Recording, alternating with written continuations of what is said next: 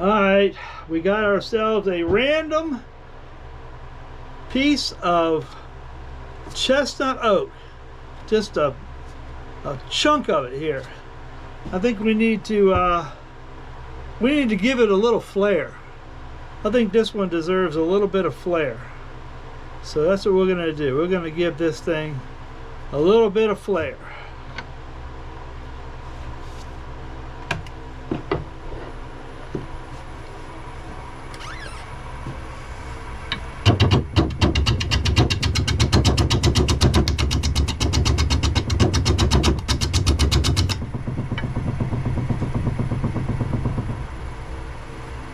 I turn that thing down a little bit. You, the wall, and the machine are shaking all over the place. You have to get it better in balance before we start doing too much with it.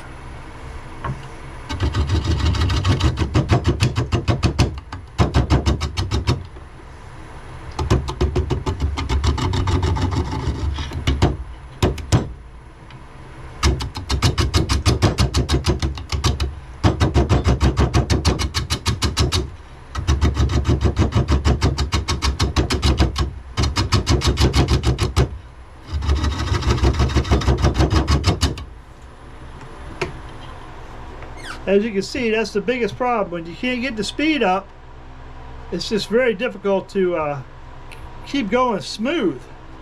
But this is too out of balance for me to go too fast. You, the wall, me, everything's shaking.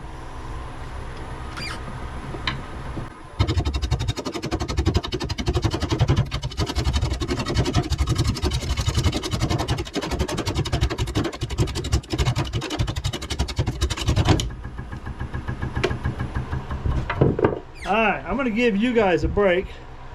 I'm going to get this thing squared up a little bit, rounded up a little bit so it quits shaking so much, and I'll bring you back once we get this thing in order. Alright, what a mess. What a mess. This chestnut oak is very heavy. It's not super wet or anything. It's just very heavy. And for this small lathe, one that's not a stand, it's a benchtop model. Anything heavy like that and out of balance, boy, shoo, take you for a ride. Even the chuck came loose, which I've never had this chuck come loose. You can see it's kind of dry. It's just really just gouging this thing bad, tearing it.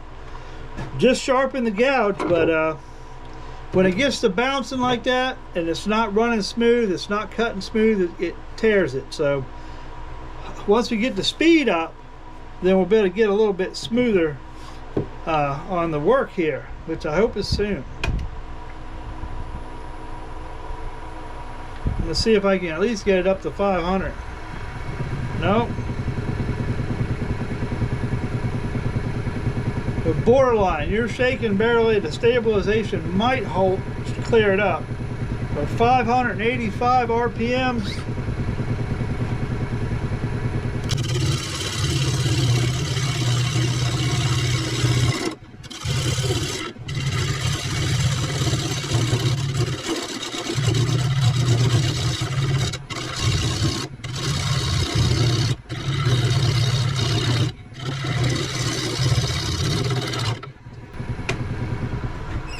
Really being rough on me here.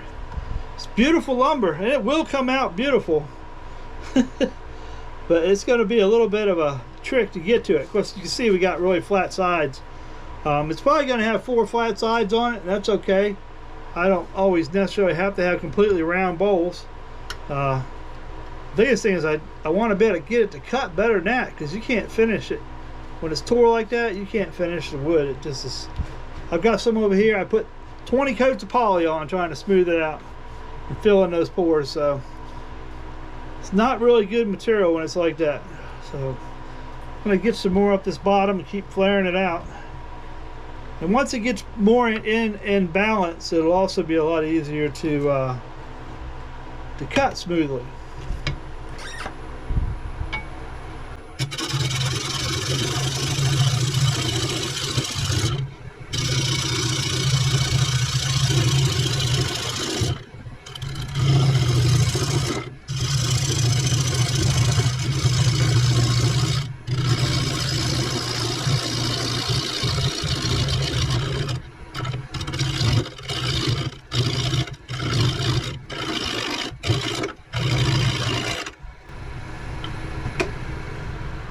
Boy, that stuff is rough. I see where I can cut it slow and smooth. It's not going to finish too bad. Still not doing that great. This is decent here, but this is horrible. We definitely ain't going to accept that as finished. But yep, it's got a lot of checks in it.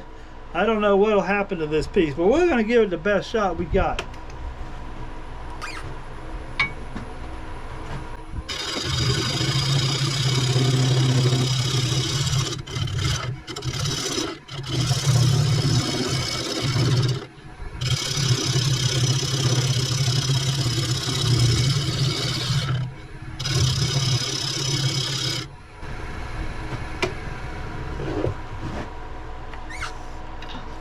See if we can't get through this log or this chunk of wood here. I always refer to stuff as logs because I'm used to logging and running a mill, so you hear me refer to things as logs. I meant blocks of lumber.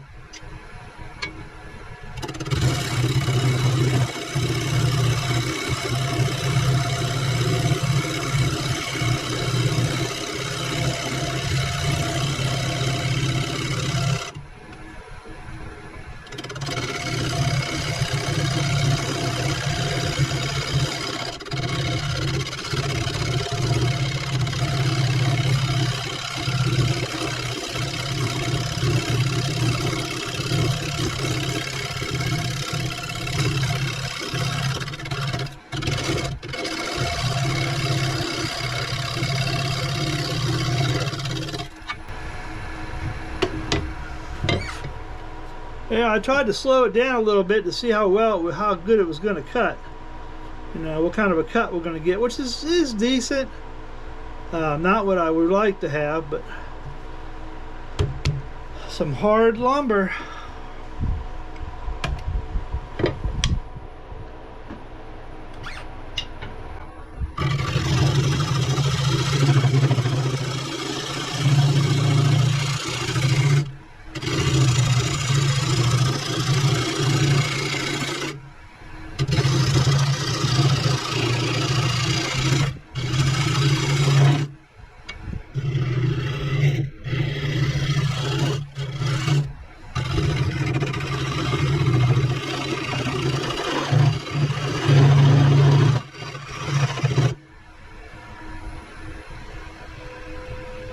Let's see if I can get the speed up a little bit more, because it sure will make it a lot easier to cut and do a lot better job if I get the speed up. Alright, I'm running a small belt.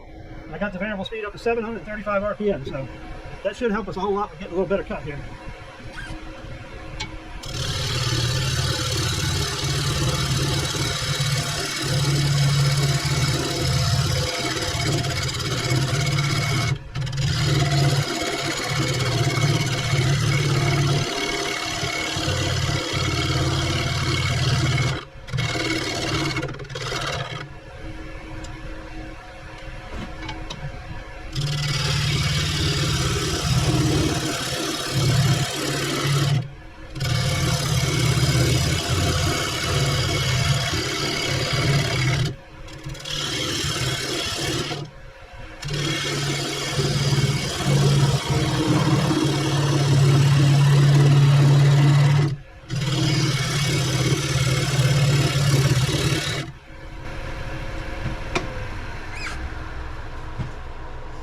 Alright, it's not cutting too bad. I'm trying to give this bowl a little pizzazz, a little something different, a little flair to the look.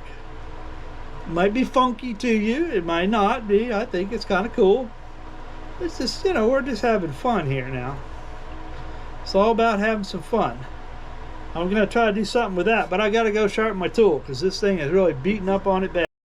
Alright, let's get something done with this bottom. Let's get a mortise in that bottom there. And then we'll worry about getting all that zazzed up.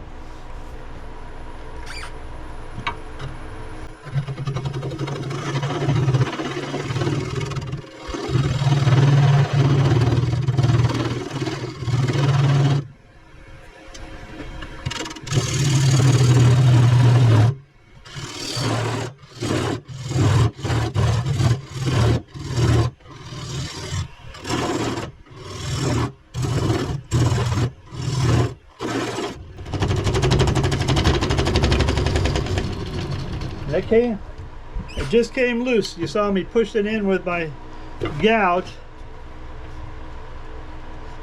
Just this one's giving the new chuck a run for its money. It is not wanting to stay tightened up. I don't know. This bench top, I'm going to leave the full sound this time. I'm not going to hide any of the sound. You hear how grindy and how horrible it sounds. It's because this bench top does not have the power or the weight. If you use a 1/2 inch bull gouge and you're dealing with stuff that's a little heavier like this and harder to cut into, it's rough on it. It struggles to keep the RPMs up, and when the RPMs go down, that's when you get all that weird vibration and everything, and it causes everything to come loose. So just something I'd throw out there, because you know a lot of you guys are thinking about using these. You got to realize, I mean, I'm getting it done, but you got to realize if you buy stuff like this, these little cheaper units, it's not going to all be great. You know, you're going to have to work through some things.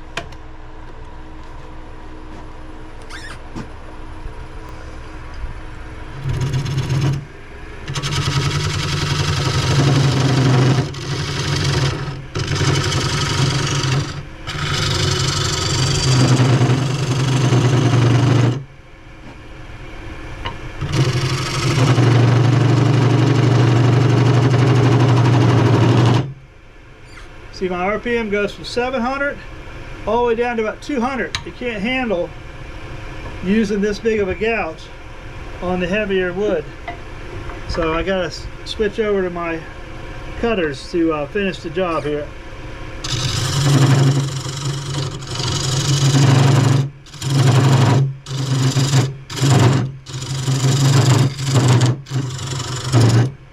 And it still can't handle that.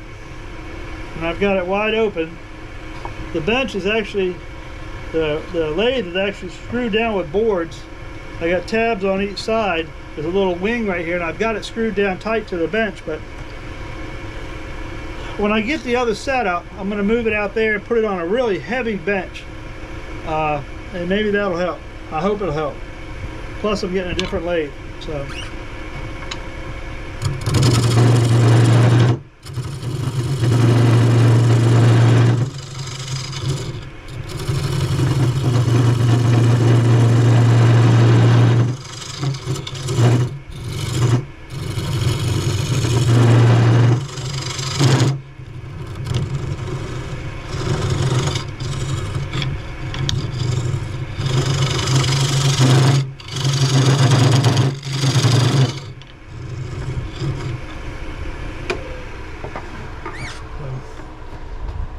Yep, this whole shaking thing in this lathe can be irritating, to say the least, and all the noise it makes.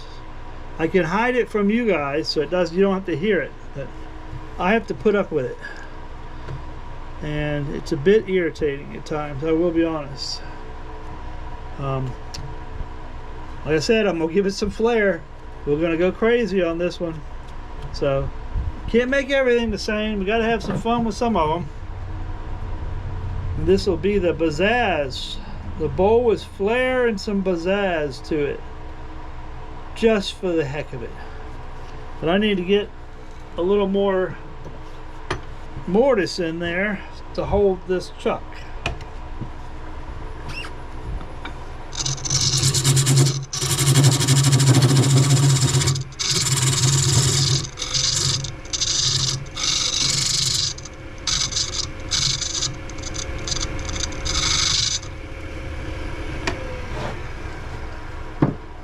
Alright, I'm going to take and clean this up a little bit, and I'll bring you back when I do some sanding on it, because it's just going to make a bunch of noise you don't need to hear. Alright, I got it cut as best I could, and this stuff starts to dry out. It gets really hard to get smooth cuts. I don't care how sharp the tool is, but this stuff usually sands out pretty good, so we'll give it a shot here. We'll see what happens.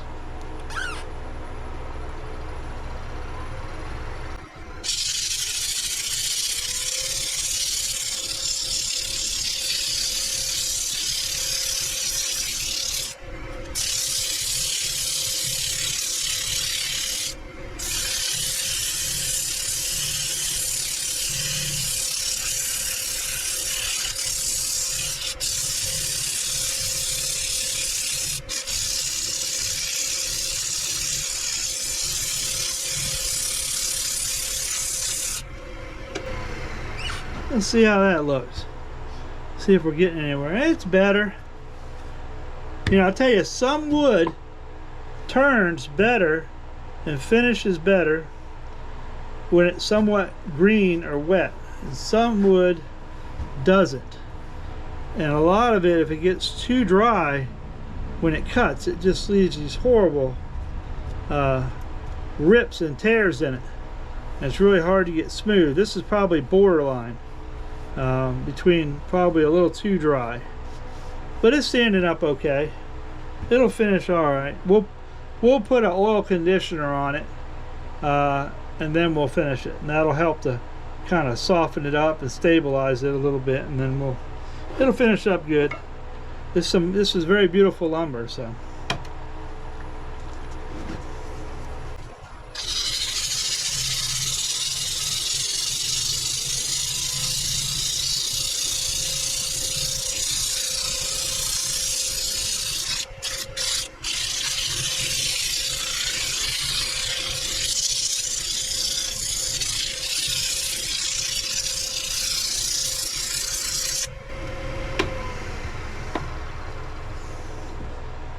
Yeah, I think we're going to call that good. Let's get it flipped around here and work on the bowl side. Some of this is going to come off of here anyways. We'll see what happens. We'll just make it up as we go along. And I had to give that one a bear hug to get off the worm screw. I didn't think I was going to get it off there.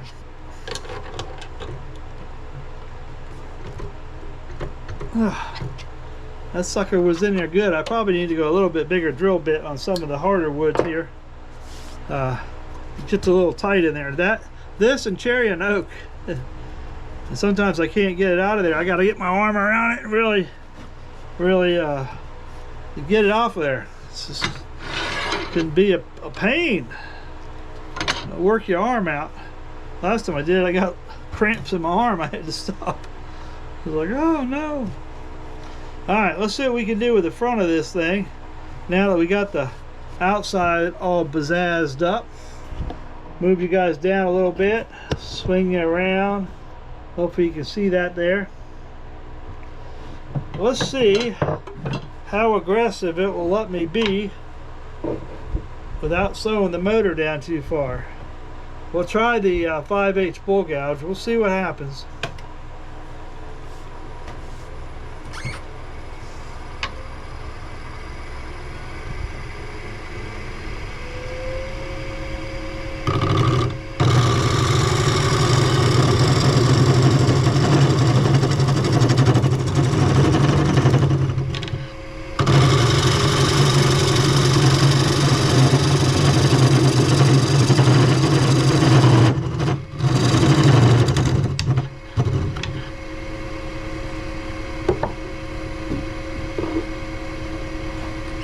Seems to be a little too much for it. You would think having this on the slowest belt speed possible, this thing would have more power. So I'll be doing a review on this here probably about the middle of next month. That'll make it 2 months, and we'll have a long conversation about this this unit here, and I'm gonna have a little talk with Win too, because for what it's supposed to be able to do, it sure can't do it.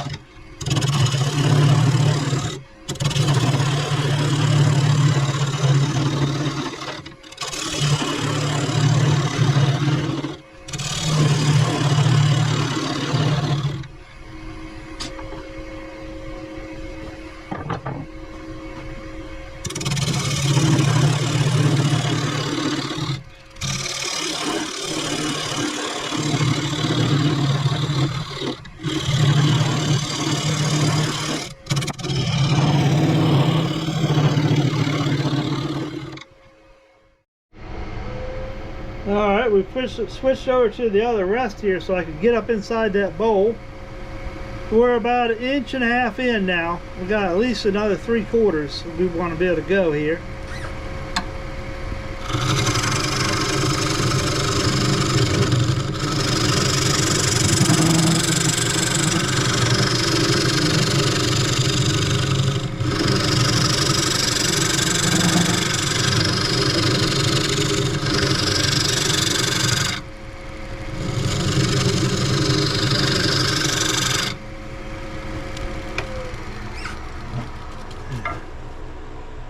Go up in there. Yeah, I think we're doing good. I got to go down just a teeny bit on the rest. I can't quite get to the center with this tool. Want to be about right center. It's still a little teeny high. Let's go down just a scotch here. And I'm hitting the bowl side a little bit. Bring it out. Alright, we'll work with a little circle and then we'll slowly come out to our sides and flare it in. We're only about 1/4 inch there, so I don't want to go any skinnier than that.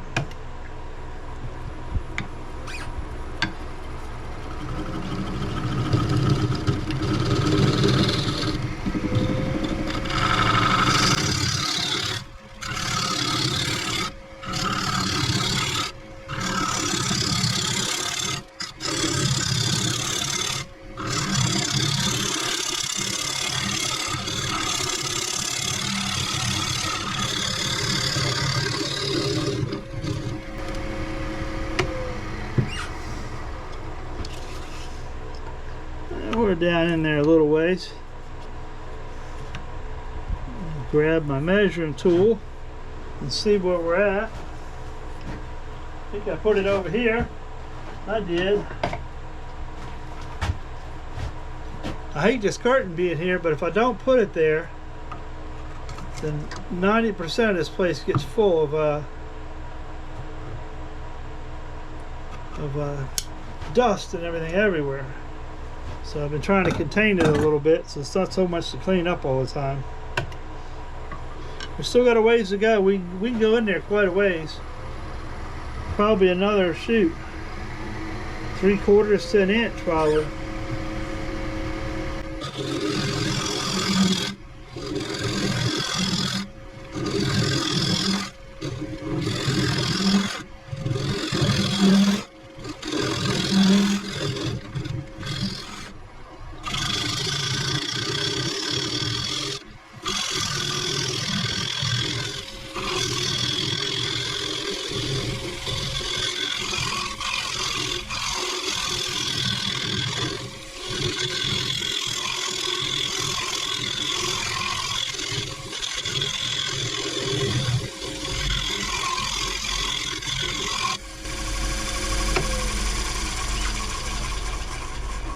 I think we might have got it.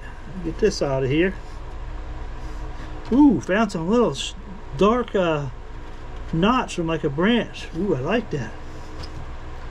That's gonna look nice. Right in the bottom of the bowl. That will be nice. Alright, well, I think we got that part of it done. Now we just got to get it sanded up and see what we end up with. We're probably just going to put a little sealer on it for now, so you guys can see what it's going to look like when it gets finished. Some of these bowls I got to put aside for a while, so I can just put a basic finish on them, an oil or whatever, so you can see what they're going to look like, and then I got to put them aside and let them kind of dry and acclimate before I can finish them completely. It's got a little bit of checks and stuff here and there, but I think it'll be okay. As soon as I find my sandpaper, which I love burying for myself, this is so much fun. Where did the sandpaper go? There it is.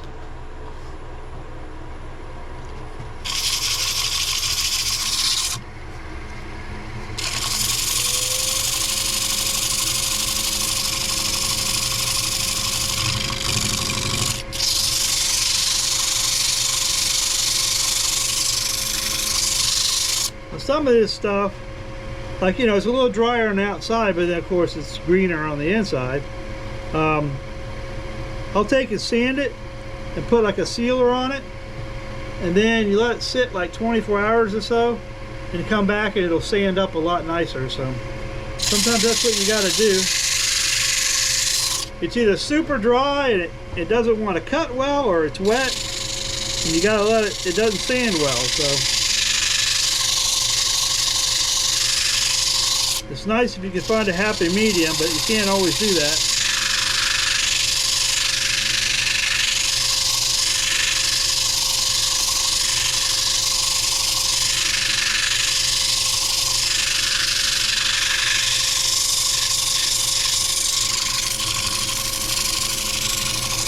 Alright, let's give you just kind of a preview here. So this stuff sands up so nice.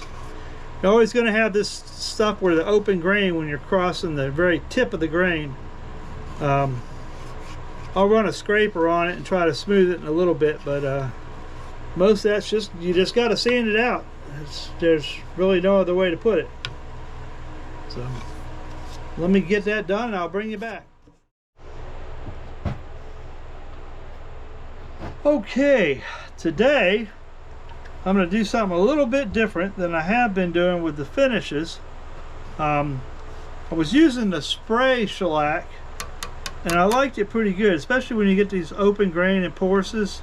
Just get that stuff worked in there really good, and it sands out a lot better. But I got just the clear off of Amazon. Then they had another one, it's the shellac by Zinsser. They had amber color. It looks like kind of maybe a golden color. I'm not going to do this in it because this already has a lot of look to it, and I don't want to take away from the natural look. But I'm going to use that on some of the poplar bowls and a few other species of lumber that's not real colorful, and we'll see how that looks. I'll be doing that here this week. I'll finish a couple of those and we'll use that and see how it looks. I figured it couldn't hurt to use it. I better stir this stuff up good. This will never rust.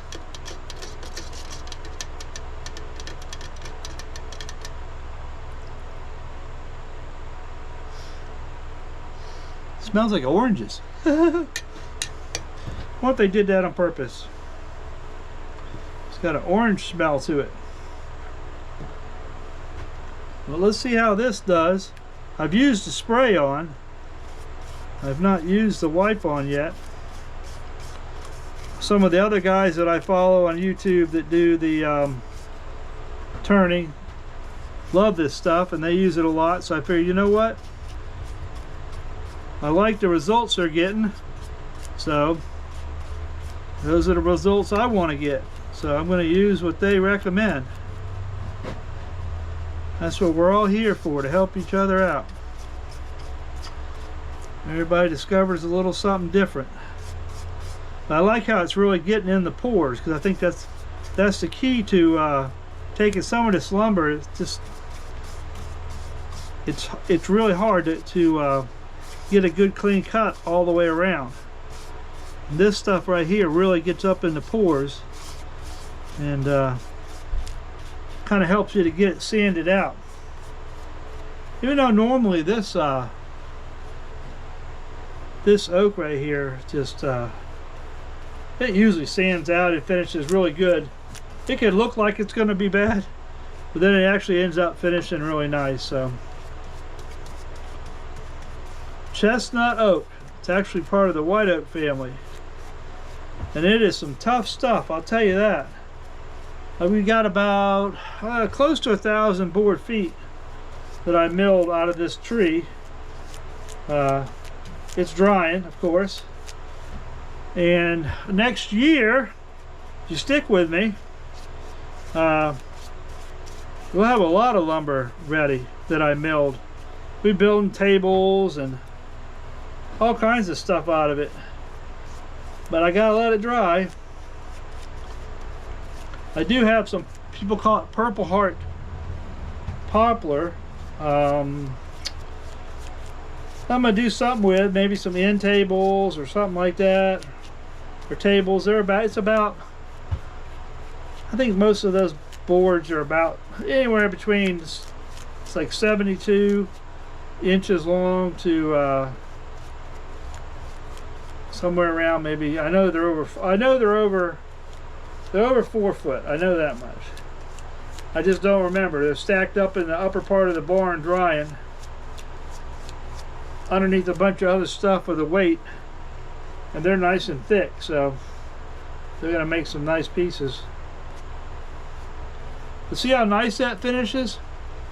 And it gets up in the wood and really protects the wood. So 2 coats of this, and you got you some pretty good finishing on it just using this. You don't even really have to put the other finish on it. This will buff out really nice.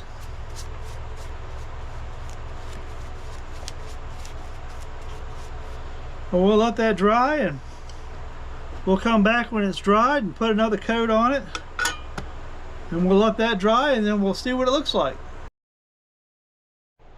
One thing I like to use is these little sponges of sandpaper. Of course, this one's been well used. They last quite a long time, but they're good because you can kind of form them around all the edges, and you can get in the edges with them, and you know, you can crank the speed up pretty good. Your hand's protected.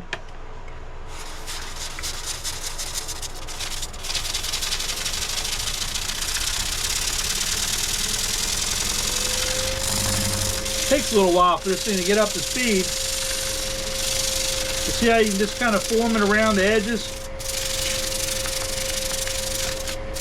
And a lot of them have 2 different grits on it, so if you start off with one, you can switch over to the softer one at the same time.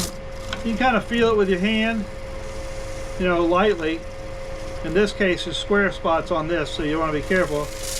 You can listen to the sound, you know. It starts getting quieter, then you know it's smoother. So I just like to lightly go over it until it catches like that. But it's okay, because there's a lot of padding there to protect you. So then you can just work the inside. That, and if this stuff gets hot, your fingers aren't as close to it. Just kind of work it back and forth. You can do little circles. This is a heavier grit, then I can just switch around and do less coarse grit there. So you got 2 all in one there.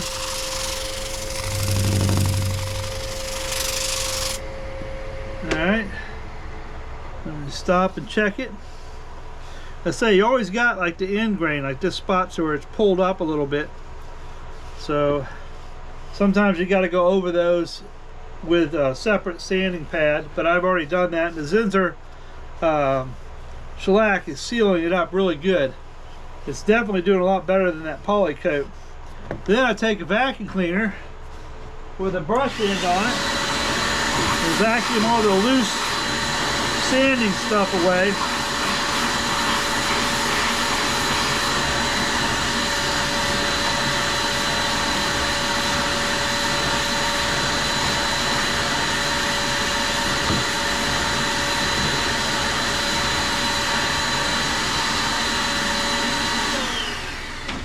You don't want to have any of that loose sawdust or anything up in there. Then we're going to go put another coat. It'll be a second coat of the shellac. And this right here, this was 120 and this is 220. So that's a good combination to get a pretty good finish on it. So let me go grab the shellac and we'll be right back. Alright, we're back, and this is just a clear, transparent shellac from Zinsser. Like I said, I had the amber I'm going to try, but I didn't really want to put that on this this chestnut oak, because the chestnut oak already has a lot of color, and it's actually probably close to what the other shellac would make it color. Because this is kind of like a golden oak-ish kind of look. But I'm definitely liking brushing the shellac on versus spraying it, because I can really work it in the pores, and then where I see that it's not as, maybe it's a little drier and it needs a little extra on it, I can wipe it in really good. It's definitely working better than the spray on, that's for sure. I'm really liking how it's getting in the pores, so I can kind of work it in, put a little extra on it. It's going to definitely make finishing the bowls and projects a lot easier using this stuff. And it dries pretty darn quick. I got to get it on there because you can feel it drying on the brush. So really work it in there. You know, like the biggest problem is always your end grain where it pulls a lot, and the sprays don't really work. You can't really work it in there, so I think this is going to be a big help. It's not cheap, but it makes for a better job, and I want to have good work, so I've got a couple pieces that I turned with some different color, and it's got some spots on it that where it kind of tore a little bit, that it was really dry on the poplar, and I've been putting polycoat on it like crazy and it doesn't want to cover it. So I'm actually going to try this in those few areas and see if that can get me up to a better place as far as being able to finish it and getting it sealed up. I was just waiting to open this again. But chestnut oak, beautiful stuff with a bit of flair. So we'll let that dry. We'll do another sanding a little bit, probably around 220 grit, and then I may put another coat on it. I don't know. The point is to put a finish on it after these two dry really good, but they'll have to take 24 hours now that I have the second coat on it. So I'll be back tomorrow in just a minute for you.